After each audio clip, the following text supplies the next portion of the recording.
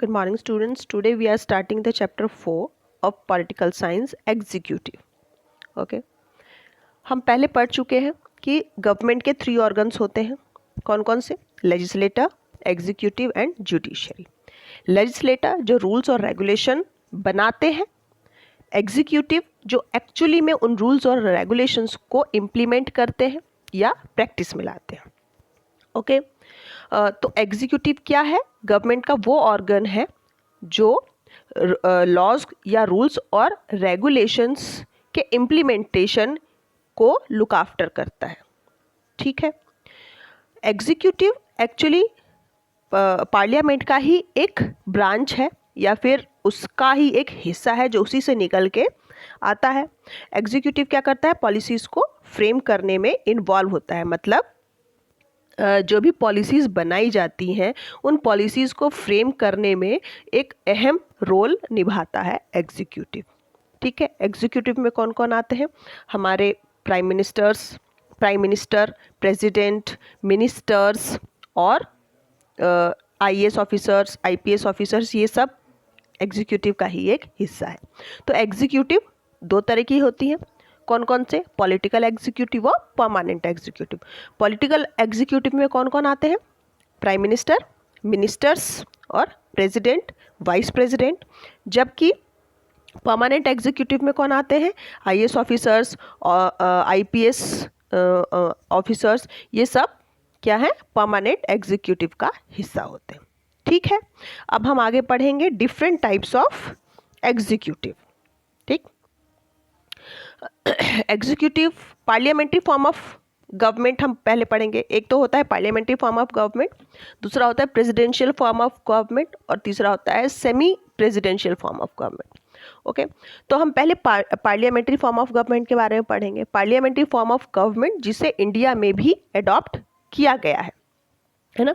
तो parliamentary form of government में parliament supreme होती है और एग्जीक्यूटिव जो है वो एग्जीक्यूटिव के जो मेंबर्स होते हैं वो पार्लियामेंट के लिए डायरेक्टली अकाउंटेबल होते हैं. ठीक है. एग्जाम्पल के लिए इंडिया, यूके, कनाडा, जर्मनी और ऑस्ट्रेलिया. ठीक. ये जो सिस्टम है इसमें वोटर्स पार्लियामेंट के रिप्रेजेंटेटिव्स को सेलेक्ट करते हैं, है ना. और जो पार्टी जीतती है वो पार्टी अपने लीडर को जो है अपने लीडर को जो है फिर गवर्नमेंट की सीट उसको मिलती है, जैसे कि प्राइम मिनिस्टर या फिर चांसलर या फिर प्रीमियर. ठीक है. ज़्यादातर जो पार्लियामेंट्री सिस्टम है उसमें प्रेसिडेंट होता है. ठीक है. प्रेसिडेंट नॉमिनल हेड होता है स्टेट का, जबकि जो प्राइम मिनिस्टर है वो रियल हेड होता है. नॉमिनल हेड का मतलब क्या है? जो नाम का हेड हो. नाम का हेड मतलब हमारे देश में अगर हम अपने देश में देखें तो प्रेसिडेंट केवल ऑन द पेपर उसको पावर्स मिली हुई हैं. ऑन द पेपर केवल वो पावरफुल है. ठीक है. एक्चुअली में जो सारी पावर्स हैं वो प्राइम मिनिस्टर के पास है. ठीक है. तो जो इफेक्टिव पावर है सारी वो किसके पास होती हैं? प्राइम मिनिस्टर के पास. इसीलिए जो प्रेसिडेंट है उसको नॉमिनल हेड कहा जाता है. ठीक है. Now presidential form of government. Presidential form of government क्या होती है? प्रेसिडेंशियल फॉर्म ऑफ गवर्नमेंट में पार्लियामेंट्री सिस्टम की तरह ही जो पावर्स का सेपरेशन नहीं होता है. मतलब जो प्रेसिडेंट है वो डायरेक्टली इलेक्ट किया जाता है पीपल के थ्रू. पार्लियामेंट्री फॉर्म में हमने क्या पढ़ा था कि इसमें पार्लियामेंट के मेंबर्स को चुना जाता है डायरेक्टली पीपल्स के थ्रू. ठीक है. और जो पीपल जिन मेंबर्स को पार्लियामेंट के मेंबर्स के रूप में चुनती है उन्हीं मेंबर्स में से एग्जीक्यूटिव के हेड चुने जाते हैं, एग्जीक्यूटिव के लीडर्स चुने जाते हैं. ठीक है. तो इनडायरेक्टली हम प्रेसिडेंट का या प्राइम मिनिस्टर का चुनाव करते हैं, जबकि प्रेसिडेंशियल फॉर्म ऑफ गवर्नमेंट में पावर्स का बंटवारा नहीं होता है. मतलब प्राइम मिनिस्टर और प्रेसिडेंट में ये पावर्स सेपरेट नहीं होती हैं, जबकि बल्कि पूरी पावर प्रेसिडेंट के हाथ में ही होती है और प्रेसिडेंट को डायरेक्टली देश के लोग ही चुनते हैं. जो प्रेसिडेंट है वो एक्चुअल एक्चुअल हेड होता है स्टेट का भी और गवर्नमेंट का भी। इसका मतलब ये है कि कोई भी nominal head presidential form of government में नहीं होता है। इस सिस्टम को जिन कंट्रीज़ ने अपनाई है वो है यूएसए और ब्राज़ील, है ना। जैसे अमेरिका में ओबामा को और जो भी ट्रम्प को लोगों ने डायरेक्टली चुना है ना। तो ये क्या है, प्रेसिडेंशियल फॉर्म ऑफ गवर्नमेंट है। नेक्स्ट है सेमी प्रेसिडेंशियल सिस्टम, ठीक है। इसमें प्रेसिडेंट और प्राइम मिनिस्टर, है ना, दोनों ही पार्लियामेंट्री सिस्टम की तरह पार्लियामेंट में जो है ये डे टू डे इनको पावर असाइन की जाती है। इनके अलग अलग पावर्स होते हैं। एग्जाम्पल के लिए फ्रांस, रशिया और श्रीलंका और भी कुछ कंट्रीज़ हैं जहाँ पर सेमी प्रेसिडेंशियल सिस्टम अपनाया गया है, ठीक है। बुक में आपके दिया हुआ है यहाँ पर ये टाइप्स ऑफ एग्जीक्यूटिव, इसे आप देख लेंगे। ये आपके बुक में जो है इसमें सेपरेटली बताया गया है। नाउ अब हम पढ़ेंगे प्रेसिडेंट ऑफ इंडिया। हमारी कंट्री के जो प्रेसिडेंट है उनके बारे में हम पढ़ेंगे। प्रेसिडेंट जो है वो इनडायरेक्टली इलेक्ट किए जाते हैं हमारे देश में। इसका मतलब ये है कि जो प्रेसिडेंट है उन्हें देश की जनता नहीं चुनती है, जो ऑर्डिनरी सिटीज़न है देश के वो नहीं चुनते हैं, बल्कि जो इलेक्टेड एमएलएज और एमपीज़ होते हैं वो उन्हें चुनते हैं, ठीक है। जो इलेक्शन है प्रेसिडेंट का वो प्रोपोर्शनल रिप्रेजेंटेशन के प्रिंसिपल पर के अकॉर्डिंग होता है, टेक प्लेस होता है, और इसमें सिंगल ट्रांसफरेबल वोट होता है। मतलब एक वोट का मतलब, एक व्यक्ति का मतलब एक वोट होता है। प्रेसिडेंट जो है उसे उसके कार्यकाल से रिमूव भी किया जाता है, लेकिन तब जब पार्लियामेंट जो है इम्पीचमेंट की प्रोसेस करे। तो केवल प्रेसिडेंट ही ऐसे हैं हमारे देश में, प्रेसिडेंट ही एक ऐसा ऐसे लीडर है, गवर्नमेंट का ऐसा फॉर्म ऑर्गन है जिसे पार्लियामेंट में इम्पीचमेंट की प्रोसेस के थ्रू रिमूव किया जाता है। लेकिन उसके लिए भी एक स्पेशल मेजॉरिटी चाहिए होती है। अगर मेजॉरिटी में लोग उन्हें नापसंद करते हैं या फिर जब प्रेसिडेंट कॉन्स्टिट्यूशन को वायलेट करते हैं, ऐसी स्थिति में उन्हें इम्पीचमेंट के थ्रू उनकी पोस्ट से या उनके पद से उन्हें हटाया जाता है। ओके, तो ये हमारे देश के प्रेसिडेंट का इलेक्शन किस तरीके से किया जाता है और उन्हें रिमूव कैसे किया जाता है, ठीक है। नेक्स्ट है power and position of the president. President की जो है हमारे देश में उनका एडमिनिस्ट्रेटिव पावर के बारे में हम पढ़ेंगे, ठीक है। पहले एडमिनिस्ट्रेटिव पावर पढ़ते हैं प्रेसिडेंट की। जो प्रेसिडेंट है उनको प्राइम मिनिस्टर और दूसरे मिनिस्टर्स मिलकर के अपॉइंट करते हैं, ठीक है।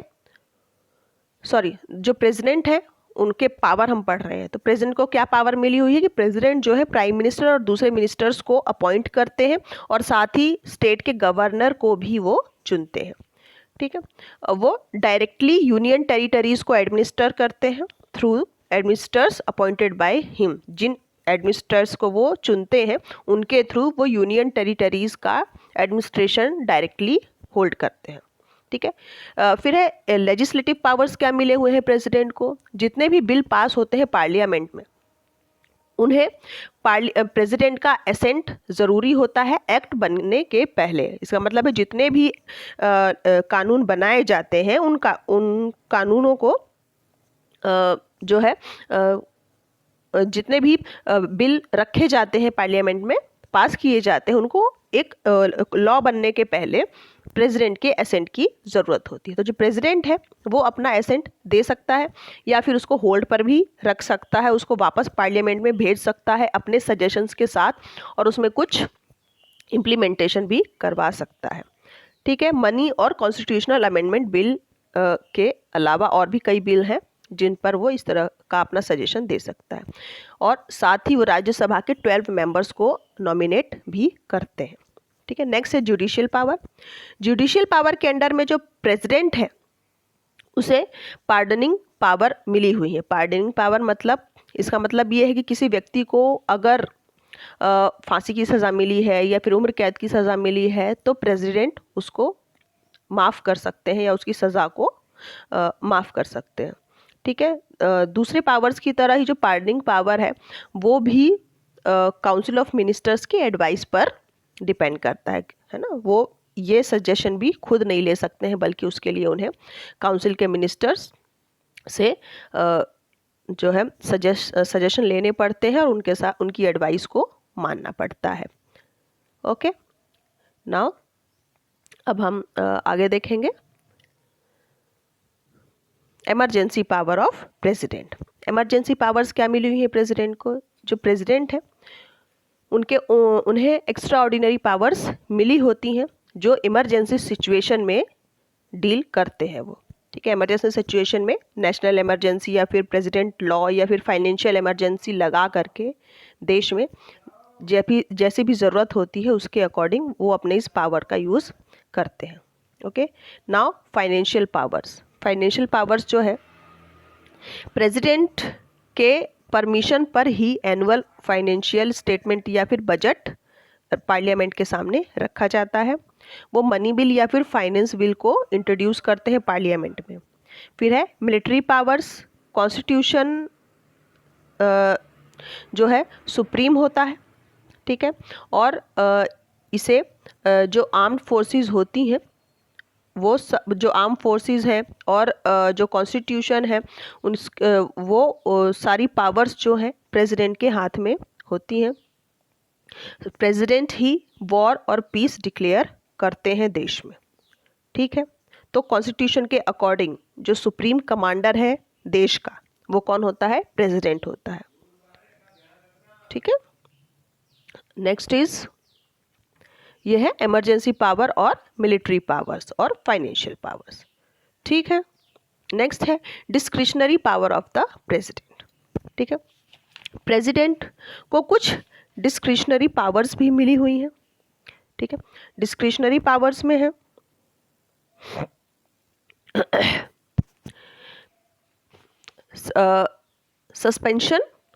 Suspensive veto. Okay, discretionary power of the president में हम पहले सस्पेंसिव वीटो के बारे में पढ़ेंगे। प्रेसिडेंट को कुछ डिस्क्रिशनरी पावर है जब वो सस्पेंसिव वीटो को एक्सरसाइज करता है। सस्पेंसिव वीटो का मतलब है जब वो बिल रिटर्न करता है। हमने पीछे क्या पढ़ा कि पार्लियामेंट में जो भी बिल रखे जाते हैं, पेश किए जाते हैं, उन सब को एक्ट बनने के पहले प्रेसिडेंट के एसेंट की ज़रूरत होती है ना, मनी बिल और कॉन्स्टिट्यूशनल अमेंडमेंट बिल को छोड़ करके। ठीक है, तो जब ये बिल कोई बिल जो जब रिटर्न करते हैं प्रेसिडेंट रिकंसीडरेशन के लिए पार्लियामेंट में, तो उस समय पर वो अपने सस्पेंसिव वीटो पावर का इस्तेमाल करते हैं। ठीक है, जो बिल है हालांकि पार्लियामेंट उसे दोबारा पास करती है ना, जो है उसके अमेंडमेंट के साथ या फिर अमेंडमेंट के बिना जो दोबारा प्रेजेंट किया जाता है प्रेसिडेंट के सामने, और फिर जो प्रेसिडेंट है उसे वो उस बिल को फिर अपना एसेंट देते हैं। ठीक है, दूसरा है पॉकेट वीटो। पॉकेट वीटो क्या है? This is not a provision mentioned in the Indian constitution. जो पॉकेट वीटो है ये कॉन्स्टिट्यूशन में ये प्रोविजन मेंशन नहीं किया गया है ना, बल्कि ये कोई कुछ पॉसिबल सिचुएशन में ही इसका यूज़ होता है जब इंडिया के प्रेसिडेंट अपने डिस्क्रिशनरी पावर को यूज़ करते हैं, तो उस समय पर ये पॉकेट वीटो का भी इस्तेमाल करते हैं। ऐसे केस में प्रेसिडेंट ना तो रेटिफाई करते हैं बिल को और ना ही वो रिजेक्ट करते हैं, बल्कि वो सिंपली उस बिल को पेंडिंग रख देते हैं इनडेफिनेट पीरियड के लिए। ठीक है, as the time limit within which the president has to take the decision with respect to a bill presented to him for assent has not been mentioned in the constitution. Time limit constitution में नहीं बताई गई है कितने time के अंदर president को उस बिल को एसेंट देना है। ठीक है, तो in effect the inaction of the president stops the bill from becoming an act. तो जो प्रेसिडेंट का ये एक्शन है इसके कारण जो वो बिल है वो एक्ट बनने में रुकावट आती है उससे। ये है उनका पॉकेट वीटो। तो हमने डिस्क्रिशनरी पावर में क्या पढ़ा? सस्पेंसिव वीटो और पॉकेट वीटो। सस्पेंसिव वीटो क्या है? सस्पेंसिव वीटो के का मतलब ये है कि जब प्रेसिडेंट जो है रिटर्न करते हैं कोई बिल जो उनके सामने असेंट के लिए रखा जाता है, उस समय वो अपने सस्पेंसिव वीटो का यूज़ करते हैं और वो किसी भी बिल को, मनी बिल को छोड़ करके जो दूसरे बिल है, किसी भी बिल को वो वापस पार्लियामेंट में रिकंसिडरेशन के लिए भेज सकते हैं। हालांकि कुछ समय के बाद अमेंडमेंट के साथ या बिना अमेंडमेंट के जो पार्लियामेंट है वो प्रेसिडेंट के पास उस बिल को भेजती है एक्ट असेंट के लिए और एक्ट पास करने के लिए। पॉकेट वीटो क्या है? जो पार्लियामेंट जिस बिल को प्रेसिडेंट के सामने पेश करती है उनके असेंट के लिए, प्रेसिडेंट उसे कितने भी समय के लिए पेंडिंग रख सकता है, उस बिल को एक्ट बनने से रोक सकता है वो जितना भी समय चाहे उतने समय तक के लिए, क्योंकि कॉन्स्टिट्यूशन में कोई लिमिटेड टाइम लिमिट नहीं बताया गया कि इतने टाइम लिमिट में प्रेसिडेंट को इस बिल को असेंट देना है। Okay, now president can seek information from prime minister. ये आगे का है इसका discretionary power. Under article 78 president जो है वो पीएम से इंफॉर्मेशन ले सकता है, ये उसको राइट मिला हुआ है regarding the administration of the affairs of the union territories के अफेयर से रिलेटेड जो भी एडमिनिस्ट्रेशन की जानकारियां हैं, इंफॉर्मेशन है, वो प्राइम मिनिस्टर से वो ले सकता है, ये उसको राइट मिला हुआ है प्रेसिडेंट को। ठीक है, under the established convention the president has the right to warn और encourage the council of minister in the exercise of its power. ठीक है, इस एस्टैब्लिश कन्वेंशन के अंतर्गत जो कन्वेंशन इस्टेब्लिश होते हैं उसके अंतर्गत जो प्रेसिडेंट है उसको ये राइट होता है कि वो काउंसिल के मिनिस्टर्स को वार्निंग भी दे सकता है या फिर एनकरेज भी कर सकता है जो भी उसको पावर्स वो एक्सरसाइज करते हैं काउंसिल के मिनिस्टर। ठीक है, then case of no majority. ठीक है, जब पॉलिटिकल पार्टी या फिर कोलिशन पार्टीज लोकसभा में जिन्हें मेजॉरिटी मिली है, ठीक है, तो कोई भी ऐसी पॉलिटिकल पार्टी जो लोकसभा में जिन्हें मेजॉरिटी मिलती है और वो अपना लीडर चुनते हैं और वो प्राइम मिनिस्टर वो बनते हैं और काउंसिल के मिनिस्टर्स उनमें से चुने जाते हैं, है ना। तो जब कोई भी पॉलिटिकल पार्टी या कोलिशन पार्टी का कोई लीडर जिसको क्लियर मेजॉरिटी नहीं मिली होती है लोकसभा में, तो उस समय पर प्रेसिडेंट को डिस्क्रिशनरी पावर मिला होता है कि वो उस पार्टी के या फिर कोलिशन पार्टी के लीडर को अपॉइंट करे, ठीक है, और अपना ओपिनियन दे ताकि एक स्टेबल गवर्नमेंट बन सके। ठीक है, तो ये अगर कोई मेजॉरिटी क्लियर नहीं होती है तो ऐसे केस में प्रेसिडेंट को ये अधिकार होता है कि वो लीडर खुद अपॉइंट कर सकता है उन पार्टीज में, उस पार्टी में से। ठीक है, then case of no confidence with COM dissolving Lok Sabha. It is for the president to decide if he should dissolve Lok Sabha or not when COM loses the majority of Lok Sabha. ये president decide करता है कि अगर cabinet के जो ministers हैं उन्हें लोकसभा में मेजॉरिटी नहीं मिल रही है, लोकसभा में उन्हें नो कॉन्फिडेंस वोट अगर मिला है COM को या फिर कैबिनेट ऑफ मिनिस्टर्स को, तो उस समय पर लोकसभा को डिसॉल्व करना है या नहीं, ये डिसीजन प्रेसिडेंट का ही होता है। ठीक है, जो प्रेसिडेंट है वो लोकसभा को तभी डिसॉल्व कर सकता है जब कैबिनेट के मिनिस्टर्स उन्हें एडवाइस करते हैं, है ना। तो जो एडवाइस है कैबिनेट ऑफ मिनिस्टर्स के, उनसे प्रेसिडेंट बंधे होते हैं तब तक जब तक गवर्नमेंट मेजॉरिटी में होती है। ठीक है, जब तक गवर्नमेंट कैबिनेट ऑफ मिनिस्टर्स की जब तक गवर्नमेंट मेजॉरिटी में होती है तभी तक प्रेसिडेंट जो है लोकसभा को डिसॉल्व करने का अधिकार होता है, उसमें कैबिनेट के मिनिस्टर्स के एडवाइस को मानने के लिए वो बाध्य होते हैं। अदरवाइज वो जो प्रेसिडेंट हैं वो फ्रीली ये डिसीजन ले सकते हैं कि लोकसभा को उन्हें डिसॉल्व करना है या नहीं। ओके, तो ये थे प्रेसिडेंट के डिस्क्रिशनरी पावर्स।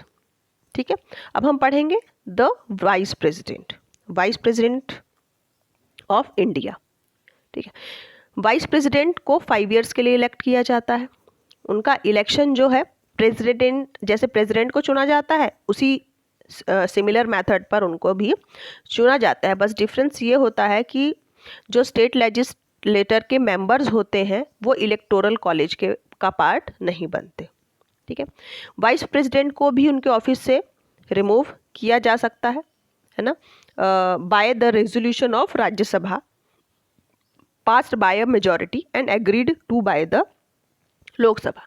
राज्यसभा में रेजोल्यूशन पेश करके और अगर उसको मेजॉरिटी मिलती है, लोकसभा भी अगर एग्री होती है उससे, तो ऐसे में वाइस प्रेसिडेंट को उनके ऑफिस से उन्हें रिमूव किया जा सकता है। वाइस प्रेसिडेंट जो है एक्स ऑफिशियो चेयरमैन का की तरह एक्ट करते हैं राज्यसभा में, और जो ऑफिस है प्रेसिडेंट का उसको टेक ओवर करते हैं जब भी ऐसी कोई स्थिति हो कि कोई डेथ हो गई हो या प्रेसिडेंट की, या फिर उन्होंने रिज़ाइन कर दिया हो, या फिर इम्पीचमेंट के थ्रू, या फिर दूसरे तरीके से उन्हें रिमूव कर दिया गया है। तो ऐसे समय पर प्रेसिडेंट के जो सारे पावर्स हैं, प्रेसिडेंट की जो सारी ड्यूटीज़ हैं, वो वाइस प्रेसिडेंट को निभानी होती हैं।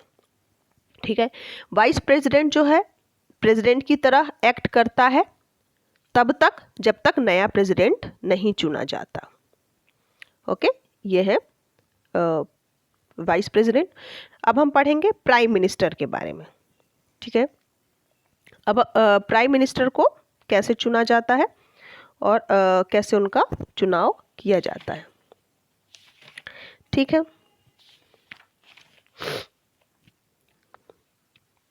Derived from French word premier minister. Prime minister जो शब्द है ये कहाँ से इसका ओरिजिन हुआ है? फ्रेंच वर्ड है ये प्रीमियर मिनिस्टर, यहाँ से इसका जो है शुरुआत मानी जाती है कि इसी शब्द से लिया गया है। ठीक है, ये प्राइम मिनिस्टर शब्द। ओके।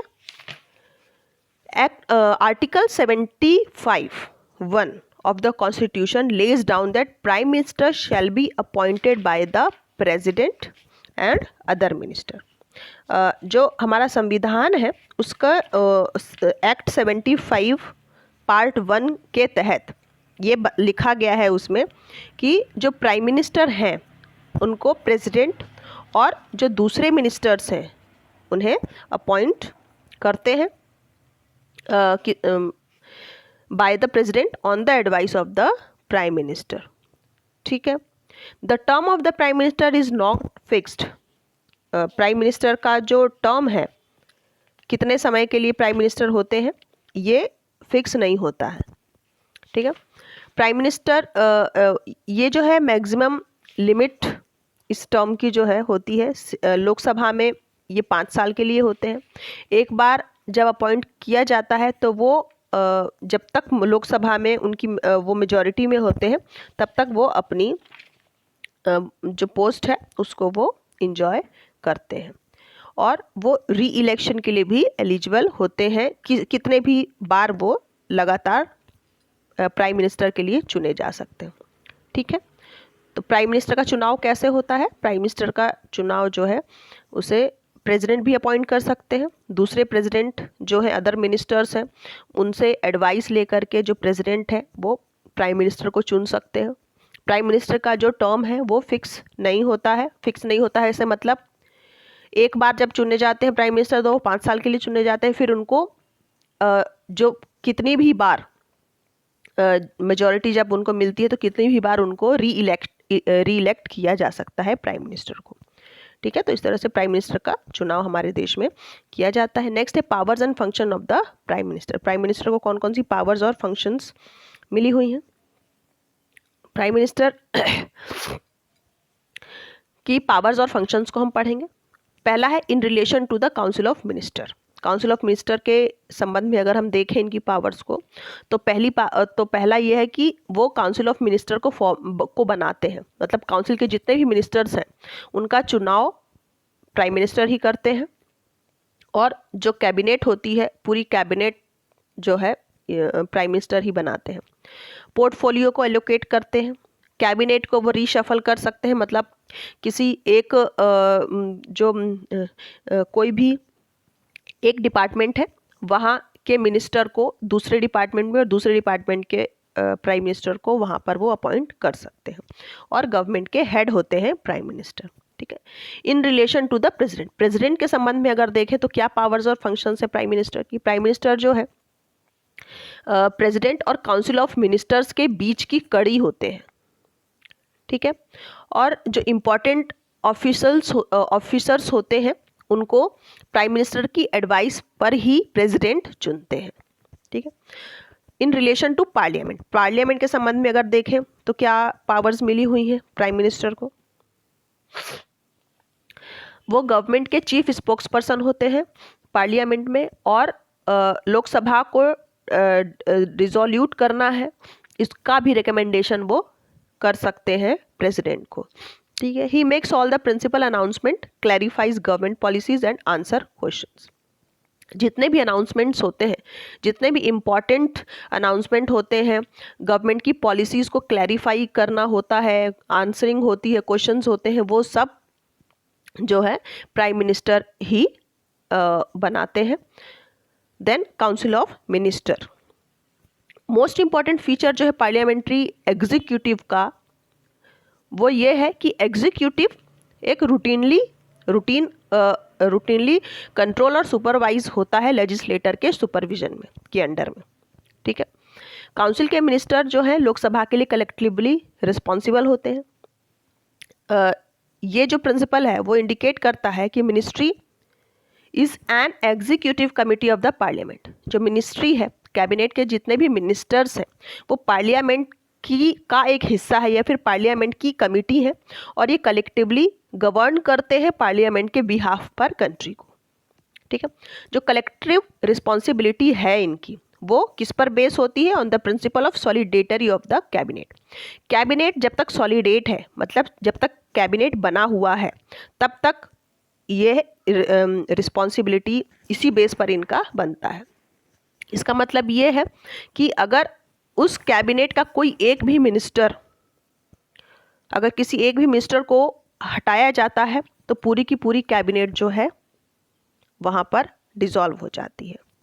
तो ये जो कैबिनेट मिनिस्ट्री है, कैबिनेट के मिनिस्टर्स हैं, या फिर जो पूरा कैबिनेट है वो कलेक्टिव रिस्पॉन्सिबिलिटी पर बेस होता है। ठीक है। It implies that a vote of no confidence even against a single minister leads to the resignation of the entire council of minister. जैसा कि मैंने अभी आपको बताया कि अगर एक मिनिस्टर के अगेंस्ट भी नो कॉन्फिडेंस वोट होता है तो पूरी की पूरी काउंसिल ऑफ मिनिस्टर को रिजाइन करना पड़ता है।